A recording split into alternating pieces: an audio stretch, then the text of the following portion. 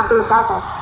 Humiliation of young wives by their husbands and mothers-in-law, bridegrooms going abroad with the dowry money and never to return to their wives, young girls doing odd jobs with the hope of earning enough money for their dowry, many a father given away from the rightful path to earn the dowry for his daughter. This issue of dowry questions are very horrific. All this is, to some extent, due to the inability of the parents to pay the dowry required by the groom's parents, or due to the insatiable greed of the groom and his parents demanding for fresh amounts of money. It is the middle class man who is pricked hard by the form of dowry. Marriage is considered a sacred institution in our society, but the thorn beneath the roof is the dowry system. This system of dowry has been prevailing in our society since a very long time.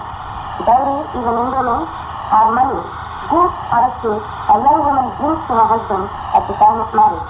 If we go back to the history of dowry, we find that our forefathers used to show their affection for their beloved daughters by offering gifts at the time of marriage. Maybe they were rather generous because in those days the daughter of the house had no legal share in the paternal property, and providing the girl in the form of gifts also ensured material security to the girl in her husband's house.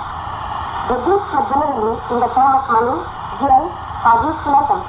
This system of giving gifts was called in exterior Sridhana. Unfortunately, this ancient custom, which had its origin in goodwill, took a different shape with the passage of time and eventually lost its voluntary character. After, it has become more or less compulsory that the bride's parents should give away gifts to the bridegroom, or in other words, dowry has become a gain to the parents of the modern girl. So, it is no more an act done out of affection. This way, all the sanctity about giving gifts to the bride voluntarily having gone, a detestable system of compulsory dowry raised its abuses. What is more, this woeful system had even been institutionalized with due social sanction. More often than not, the dowry goes straight into the pockets of the bridegroom's parents, in which case it amounts to trading in marriage. Nowadays, it has become a must for all parents of young girls to save sumptuous amounts of money towards the girl's dowry, whether they can afford it or not. Irrespective of the girl's accomplishments, dowry has to be paid, and the amount to be paid is often negotiable and always depends on the social status and paying capacity of the bride's parents. Surprisingly enough, dowry has become more or less a prestige symbol nowadays. Added to the pomp and ceremonial galore that go with the wedding, it has become fashionable for either parties to publicly announce that a short amount has been paid and received towards dowry. I know of many mothers who, soon after begetting daughters, obviously endeavor to save money on all accounts, even by restricting food consumption, to accumulate the dowry amount. Indeed, this is a custom deeply rooted in the minds of women and men alike, and giving or accepting dowry has become a matter of routine. We all know for sure that this is an evil social practice by any standard. But still, it calls for a greater courage on the part of the girl's parents to defy the social law, lest the girl's future should be at stake. If the so-called dowry is given out of affection and voluntarily by the well-to-do, it is well and good. It need not be performed as a marriage rite. It can be done at any time after the marriage out of free will, but then the problem would be when payment is insisted upon by the bridegroom's parents before the marriage actually takes place. The lives of many girls coming from middle-class families are wrecked because their parents couldn't afford the stipulated dowry. We know of many cases of girls who remain unmarried forever due to the dowry problem. All their youth lost, they lead solitary life cursing their faith and the system of dowry. Hence, the need for us to wage a war on dowry. On its part, the government of India has drawn back and enacted an anti-dowry law known as the Dowry Prohibition Act of 1961. The Act has adequate provisions to punish the offenders with fine or imprisonment. A couple of state administrations have even made this a cognizable offence, though there are hardly any cases on record where a punishment up to ₹5,000 in fine or 6 months imprisonment or both prescribed by law has been awarded to any offender. In the recent past, the government of India has brought dowry within the purview of its service and conduct rules, whereby The government will not be able to take disciplinary action against an employee who is directly or indirectly a party to the give and take of dowry. It has been reported some time ago that the government of Bihar embarked upon a massive anti-dowry campaign and action. But can we achieve the desired objective by law alone? I, for one, feel that it may not be possible to root out the evil system of dowry without a change of heart. Unfortunately, our social values are such that it is perfectly possible for a person to break the laws of the land and yet be considered a respectable member of society. So it is important that we realize just how pervasive and deep-rooted the custom of dowry is in our society. This calls for a thorough understanding of the attitudes that have helped to perpetuate the institution of dowry. It is high time that the parents of boys realize that their sons are not a commercial merchandise to be sold at prevailing market prices. These modern boys are as much known and civilized as the girls they intend to marry are. The urgent need now, therefore, is a question of upgrading our value system. Dowry is verily a scar on the face of Indian women. Hence, the desirability of eradicating the dowry system to make the woman live more happily and with a safe future. I hope that as our country increasingly gains economic independence, realization will dawn on the parents of bridegrooms and they might change their mental attitudes and outlook for good. Also, with increased literacy among women and with the entry of a large section of women into services and other jobs, there is the possibility of women's souls gaining confidence and courage to uphold their dignity and individuality. I hope in the near future we all begin to realize that weddings are not promotional rights for the entire clan, but are merely private family affairs, in which case the dowry system loses its prominence and marriages become less costly. I advocate the principle of girls choosing their own partners in life rather than innocently submitting themselves to arranged marriages. Under the 20-point economic program, much headway is being made to ensure social justice for all sections of the community. The time is right now for all right-thinking men, our modern young men, particularly the student community and all service organizations, to ponder over the social evils and set right matters. Also, anti-dowry campaigns should be conducted in all towns and cities as well as in the villages by committees of government representatives and people's representatives. And people accepting dowry should be socially boycotted and strictly punished under law. It is heartening to note that in Madhya Pradesh, a band of washermen threatened to abstain themselves from attending to work in the houses of individuals, socializing or favoring dowry. Interestingly enough, a group of young girls from Delhi were reported to have defined landmarks to postpone their marriages until young men firmly believing in anti-dowry laws chose to marry them. Only by such acts of social boycott can the evil system of dowry be eradicated. A true feeling of equality between the two sexes, nourished from the very infancy, will go a long way to solve the problem. Dowry weighs high on the hearts of middle-class parents. Again, it is the middle-class man who is in need of demanding dowry after exhausting all his financial resources in the education of his children. Let us fondly trust in the works of tourism. Old order changes, yielding flesh to remain. Let one good custom to correct the world. The system of dowry has served the minds of people indeed, and hence the urgent need for its eradication. Srimati Akurati Vijayalakshmi was speaking to you on eradication of dowry in the state, not by law alone. Next Wednesday, that's on 17th March at 9:15 p.m., we shall bring you the second talk on prohibition by Sri N.P.R. Vittal in the same series. You are tuned to All India Radio, Vijayalakshmi. Our next program continues in a few moments. 5. Optimism and loyalty. These scientists also warn the manager not to be grouchy, irritable, impatient, nervous, arrogant, vain, egoistic, timid, wisecracking, and gossiping.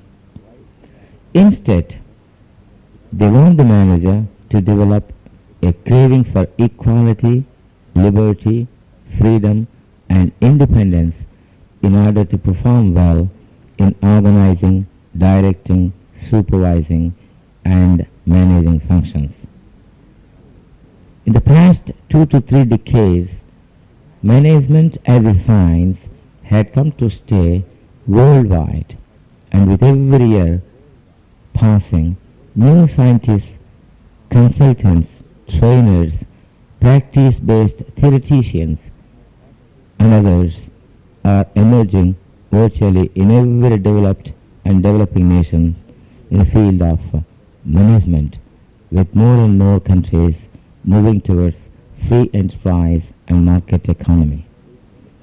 Nonetheless, the recipes for sound management seem to be more or less the same, though they differ in the approach and suggested modes of handling the planning and problem-solving aspects. However, now let's take a look at what the Vedic treatment of the subject is like. The Vedic philosophy of management centers around the thought of karma yoga. One is expected just to perform the task given with all sincerity and not be expectant of the fruit. That means it is, in a way, service rendered without a self-centered motto or motive behind. One has to devote as much attention for maintaining soul as one pays the kind of attention for maintaining one's body. Soul has got to be kept as much clean as the body itself. A sound and healthy mind in a healthy body is what the popular adage is. It is the purity of soul that gives a person, in this case the manager, the needed capacity to do justice, to perform an action-oriented task in the right manner so that it will be result-oriented. Again, the accent is more on the value system. Values are like the driving force. They also act as mental barriers in controlling evil thoughts and deeds of a manager. A manager is prone to think twice before giving in to a thing which, according to the society, is considered as an immoral act or as a value which is not acceptable to the society. Man is expected not to be deluded by gunas that create a craving in him. So, a manager should be one who should rise above such delusions. The saying, well known, is that he who craves is not said to have grasped the truth. It means a manager is expected to be truthful while performing his duties. Controlling one's senses is considered the most important aspect of management. Also, wisdom lies centered in searching for one's faults instead of looking for faults in others. Jivatma or individual self is part of the all-pervading Paramatma or universal self. As such, a doer taking credit for actions done by him as his own is an illusion. This kind of an egocentric outlook can be overcome through sadhana or practice. One should never starve one's heart of pure love. If he does so, then he can no more be objective in performing the tasks given to him. And when objectivity is lost in administration, then the administration becomes weak.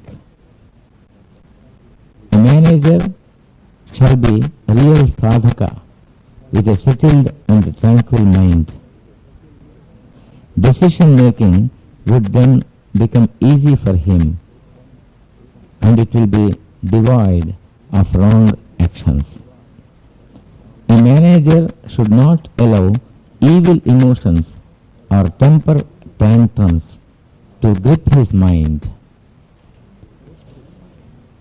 Mind should be conditioned to perform only such actions that benefit mankind and not him personally. For this, active faith is necessary on the part of a manager. A manager should use the sixth sense of mind, of understanding the mind of other people, in order to avoid clashes with them, in order to avoid developing towards them ill will, hatred, envy, jealousy, and so on, so that all can work together and live together in harmony. In such a situation, chances for having tension will be much less. A manager must be willing to demonstrate. He shall not allow fear to grip him. He has to overcome fear, and he should not hesitate to take firm decisions, and when required, he shall prove his merit by handling problem situations with an iron will.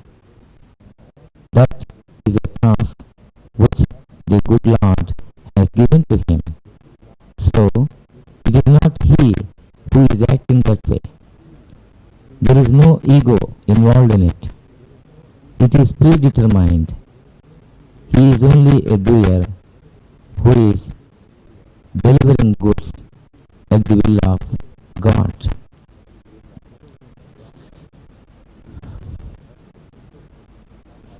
Earning goodwill of others with sound judgment and good actions is the real asset of a good manager. If a manager is not able to carry people with him, then how can he run the organization efficiently by achieving the expected level of productivity and by producing the economic and social results? Taking the right initiative at the right time is yet another good quality that should be developed by all managers. Lack of initiative is a trait that would disqualify a person to be the manager. So also, procrastination is a thing that all managers should certainly avoid by any means and at any cost. Otherwise, managers are likely to fail to serve the causes given to them in the way they have to be served, or to the extent they have to be performed. A manager should guard himself against becoming spiritually bankrupt. Spiritual values keep a person always willing to do work given to him by God. Hence, if a person loses faith in spiritual values, and gets merged with society and forgets about his own duties when he is not performing the duties given to him by God. Emotions are to be controlled and disciplined. There is no need to eliminate them totally. Emotions are necessary, but to what extent they are necessary is a thing which the manager has to judge properly for himself. And when he thinks that they need to be controlled or disciplined, he should build up the will to do so. He should not allow them to overcome him.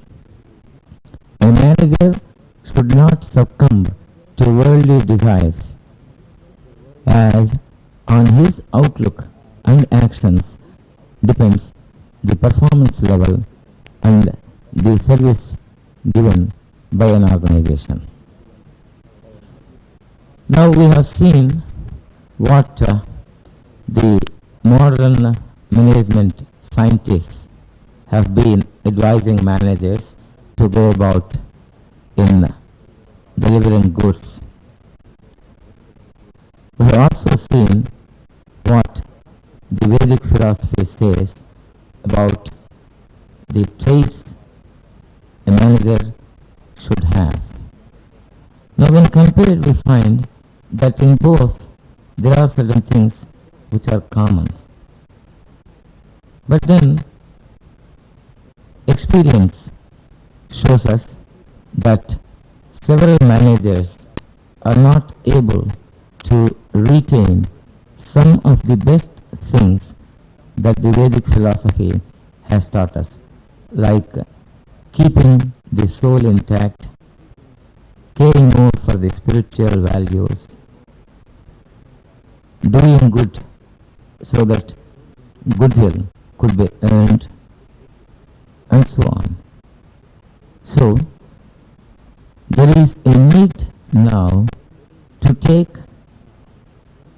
some of the best things which the past civilizations had as vital points of administration and adapt them to the modern conditions, while at the same time retaining some of the good things which the recent technological advancement has given to us. Such an admixture of the good taken from the past civilizations and the facilities created by various inventions in the recent past, the modern manager will be able to do much better in administering things while retaining qualities of a good citizen, a good family man, and at the same time a good human being who can live and let others live. Thank you.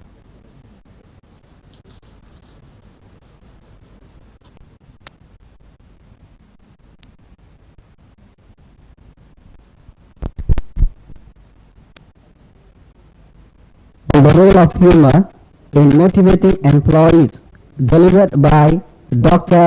Akurati Venkateswara Rao at Singapore on the 30th December 1994.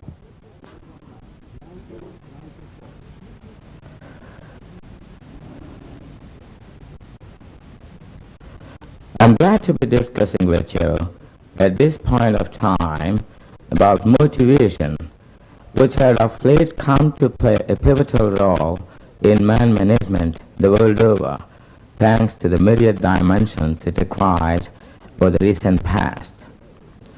Motivation simply means to move, moving the employee to perform better and contribute his or her might to the overall growth of the company, a firm, he or she works for.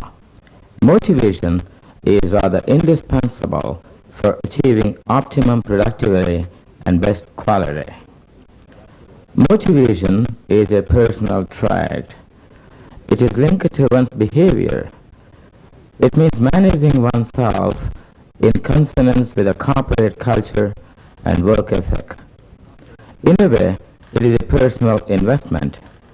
The employee invests his better-known skills adequately in chosen areas. There is an impeccable need for motivation today than at any time before, for most management believe that motivation and not punishment is verily the driving engine. With highly motivated workforce, the organization moves forward, and there is no looking back. To cite an example, the Japanese are arguably more motivated to put in long hours of work to achieve and to excel. Hence the belief that Japan is by any account a better example of an achieving society. One noteworthy feature in this context is that Singapore, known to the outside world as a mini Japan, had of late been following suit, virtually vying with Japan in emerging as a competitor of consequence in economic terms and better lifestyles. Motivation is a critical ingredient that guides the life and work of an employee. Truly, it is the inner driving force inasmuch as it has for sure something to do with the inner state of a person, such as needs, drives, and psychic energies. Motivational talks arise from observations in 5 distinct behavioral patterns. Firstly, direction, that is, choice among alternatives, like for example work on weekends or go hiking. Secondly, persistence, that is continuous persistence. That is thirdly, continuing motivation, that is taking work home. Fourthly, intensity, that is energy expended tied to physical action.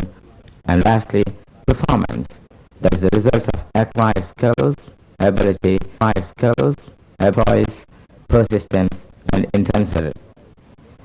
There are at least denominators that characterize motivation, such as what motivation, such behavior, what directs or canalizes such a behavior, and how such a behavior is sustained. Among the well-recognized motivational techniques are the monetary incentives, performance targeting, performance appraisal, and job enrichment. Evaluation implies a caring and interest in what is being achieved or accomplished. As regards motivation vis-a-vis incentives, the incentives to employees for motivating them to do their best, like in cases of enriching job, giving more responsibility, worker involvement in management, etc., or extrinsic, like giving awards, rewards, prizes, bonuses, allowances, and so on.